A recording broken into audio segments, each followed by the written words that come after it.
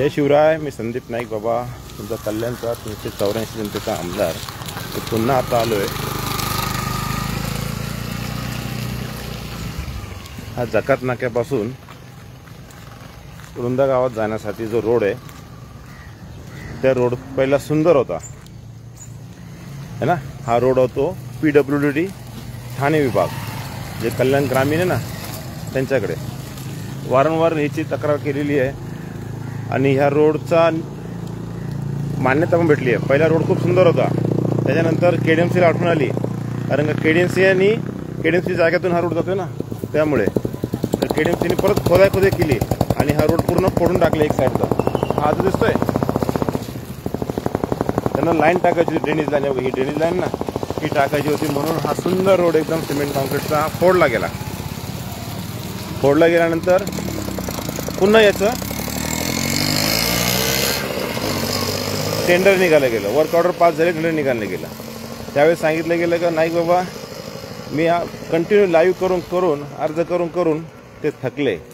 आणि मग त्यांनी त्या ठिकाणी संपदा मॅडम होती PWD डिपार्टमेंटच्या, पोल यांना विचारत शकतो तुम्ही.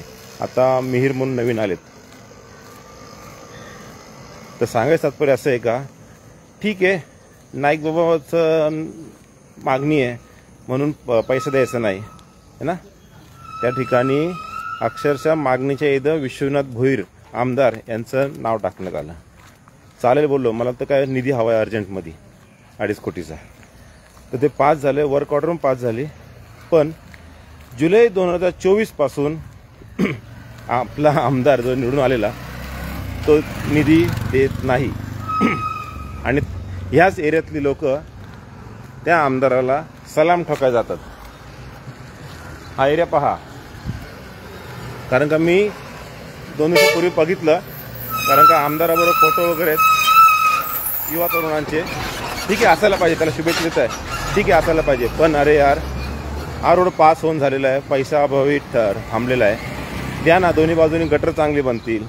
हां, आमदाराला सांगा का बा पास कर.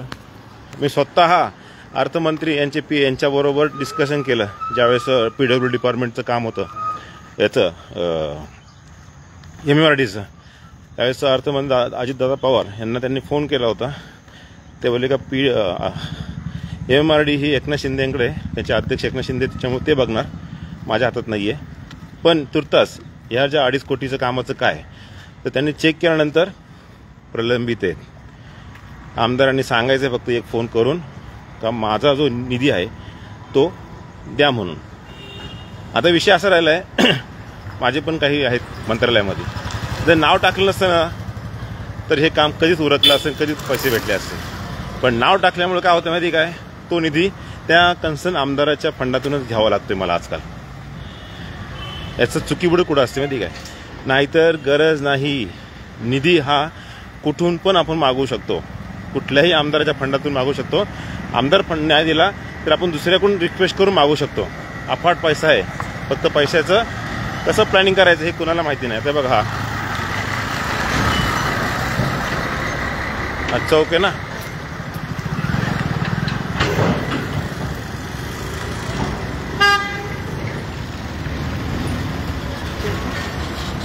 जर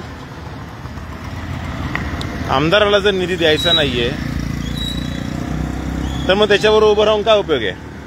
हा, म्हणून विद्यमान आमदार जे पाठीमागे होते तेच आता आमदार आहेत. मी विश्वनाथ भोईर यांना विनंती करतो का एक काम करा, तुम्ही क्रेडिट घ्या, तुमचा बॅनर लावा, तुम्ही उद्घाटन करा, पण तेवढं एक सही करा जेणेकरून माझं जकात नाका ते रुंदा रोडचं काम पूर्ण होईल, पैसा भेटेल आणि कामाला चालना भेटेल, गती भेटेल.